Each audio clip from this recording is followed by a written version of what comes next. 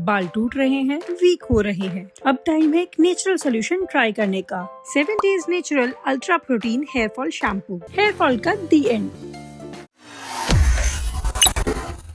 Those in favor will please say aye. Those against will please say no. I think the ayes have it.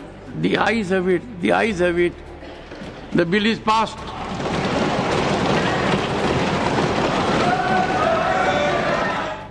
वक्फ संशोधन bill गुरुवार को देर रात उच्च सदन यानी राज्यसभा में भी पास हो गया। 12 घंटों की लंबी चर्चा के बाद राज्यसभा से बिल पास होने के बाद अभी राष्ट्रपति के पास जाएगा। बिल के पक्ष में 28 वोट पड़े, वहीं लोकसभा में बिल के समर्थन में 288 वोट पड़े थे। गौरतलब है कि एनडीए गठबंधन के सभी घटक दलों ने बिल पर अपनी सहमति जाहिर की। कांग्रेस समेत इंडी गठबंधन ने बिल को असंवैधानिक बताते हुए आरोप लगाया कि ये बिल मुस्लिम समुदाय के अधिकारों को चोट पहुंचाएगा। ऐसे में जेडीयू जैसे दलों को इस बिल का समर्थन नहीं करना चाहिए। ये जग जाहिर है कि जेडीयू सुप्रीमो नीतीश कुमार की छवि सेक्युलर और धर्मनिरपेक्ष नेता की रही है। जेडीयू ने इस बिल का समर्थन करने से पहले भाजपा नेताओं के साथ बातचीत की थी। इस बात की जानकारी खुद जेडीयू के राष्ट्रीय कार्यकारी अध्यक्ष और राज्यसभा सांसद संजय झा ने दी। उन्होंने बिल पर चर्चा करते हुए सदन में बताया कि नीतीश कुमार के मन में इस बिल को लेकर क्या आशंकाएं थी, जिसे भाजपा ने दूर कर दिया।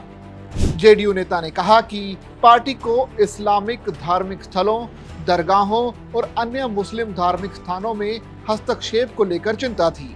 उन्होंने बताया कि मुस्लिम समाज और धार्मिक संस्थाओं के कई लोगों ने सीएम नीतीश कुमार से मुलाकात की थी। उन्होंने अपनी अपनी चिंताएं सीएम नीतीश के सामने से साझा की थी। मैं उस बैठक में खुद मौजूद था। उन्होंने बताया कि क्या प्रभाव पड़ेगा और वो खतरे में आ जाएंगे। इसके बाद जेडीयू ने उनकी लोगों की बातों को जेपीसी के सदस्यों के सामने रखा। केंद्र सरकार ने तमाम चिंताओं का समाधान करते हुए बिल को संसद में पेश किया। हम लोगों ने ये बात रखी थी कि रिट्रोस्पेक्टिव तरीके से नहीं होगा, माने पीछे जो है उसकी कोई चर्चा, उस पर कुछ नहीं होगा। अब जो कल बिल पास हुआ है तो उसके बाद जो कुछ भी अब है उसके बाद ही ये उस पर ये कानून लागू होगा।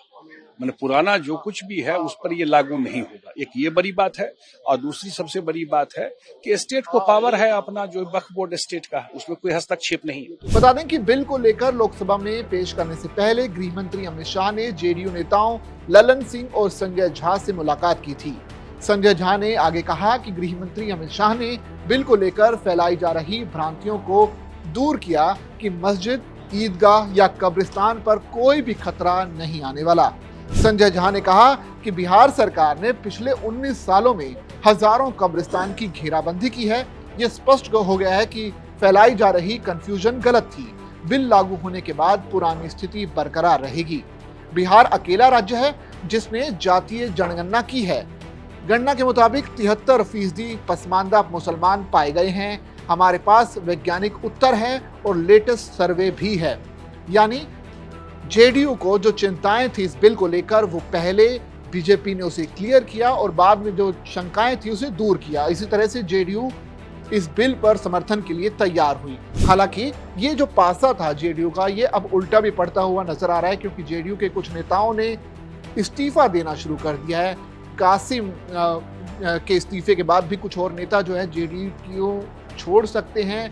अब ऐसा ही कुछ जो है एलजेपी में भी देखने को मिल रहा है। अब देखना यह पड़ेगा कि एनडीए के जो घटक दल हैं अपने समर्थन से खुद के लिए आने वाले चुनाव से पहले कितनी मुश्किलें मोल लेते हैं। आप बने रहिए दैनिक जागरण के साथ।